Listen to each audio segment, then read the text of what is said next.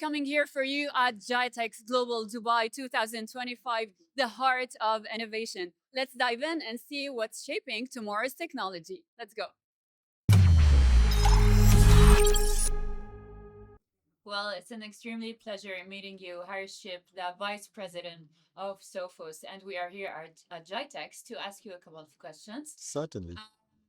I want to ask you, when you sit down with the board in Dubai this week, what two changes would you ask them to make right away so the organization becomes more resilient instead of just reacting to alerts and incidents?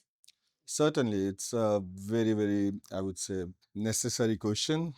I would talk to board about understanding what are they doing in terms of security posture risk assessment, Yeah, which is really necessary for us to understand what's the readiness of the organization in case of any incident happens. yeah, Have they identified the vulnerability and gaps in their current system?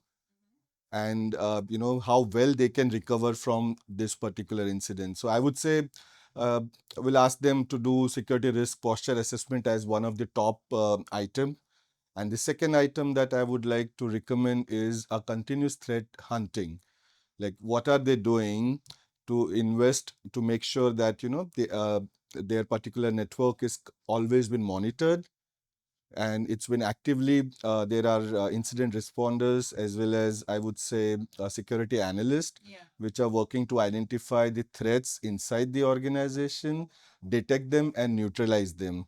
So we'll ask them to invest into any kind of managed detection and response services. Well, Harish, your latest research it shows that attackers are increasingly they are logging in with Yes. valid credential rather than breaking in.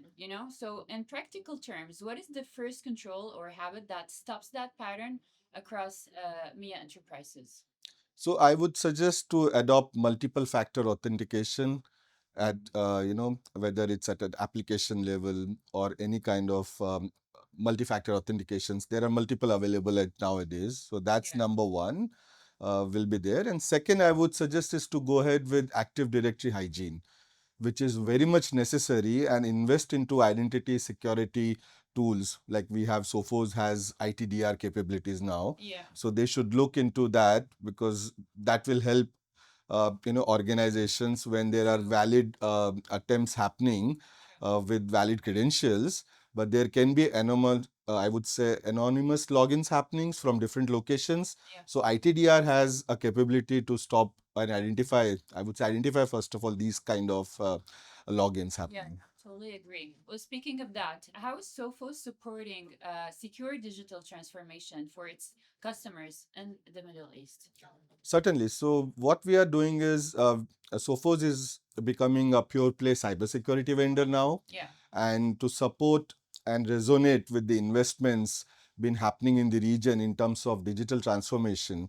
So all the businesses, I would say majority of them are adopting cloud as their mode of working itself. Yeah. So what we have done is we have announced our local data center in country, in the region itself, to make sure that businesses when they're moving into cloud setup, we have our own cloud which will make sure that there is a data sovereignty laws are available in the country, and we align to data sovereignty laws itself. That is one. Second, it will reduce, I would say, the time to respond Yeah. because the data is hosted locally is this, and it will help to make sure that the businesses are compliant to regions national cybersecurity policies. Yeah, understood. Well, Harish, in the latest Sophos report, the human cost of vigilance reveals that a widespread burnout among cybersecurity professionals, right? Yep. So, what factors do you believe are contributing most to this growing pressure? Yeah, it's been like it's getting crazy. The IT burnouts, I would say the IT guys are really stressed out nowadays, being continuously monitoring systems for any kind of attacks. So I would say the primary reason is there has been a case threat escalation. So volumes of escalations in terms of volumes of threats have escalated. So they have to really work continuously. The increase in threats is number one, is Yeah. this. Second, there is a pressure from board and top officials that they should have a state of art, unflawed security system, which is quite unrealistic expectations. So that is number two. Number three, I would say uh, the number of alerts that these IT teams have to manage. So there are like voluminous thousands and thousands of alerts on daily basis, which is happening. So which is creating these guys have to really work and look into every alerts coming in and then see whether these are genuine or not. So that is, I would say, number three. And number four, I would say, uh, you know s- companies are limited in terms of budgets and resources. So when you have limits in terms of your budgets as well as your number of people working, which will increase the burden on the same staff to do Of multiple course. things Of itself. course. So I would say to have, the solution towards this is to pair their current products and team with MDR services from third party, which can help them to support and reduce the burnout of Yeah. these IT teams. True. Very true. Well, my last question for Yeah, you. Boards are asking about harvest now, decrypt later. later, yeah. How do you explain the post quantum timeline in plain language, and what's the one action you want organizations to take in 2025 and 26 so the long lived data stays safe? Yeah, it's quantum computing is definitely going to be reality. Maybe like not now, within 10 years down the True, line. definitely. So what will happen is the data which is encrypted today, which with quantum computers, you will be able to decrypt it.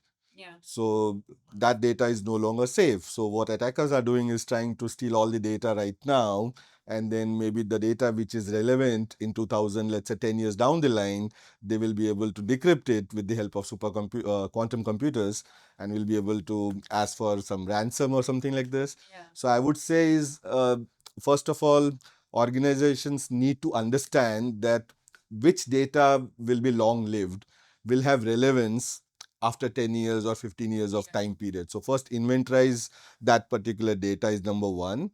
And then I would say not to just change entire infrastructure, but just to invest and identify those particular data points which needs to be re-encrypted with, I would say, quantum resistant algorithms, and start identifying that and start seeing what kind of algorithms can be deployed at later stage. That's That's the clever. only thing. Yeah, that's very clever. So the problem is going to happen, but what we need to do is we need to think now, Proactively. proactively approach towards that particular thing. Very true.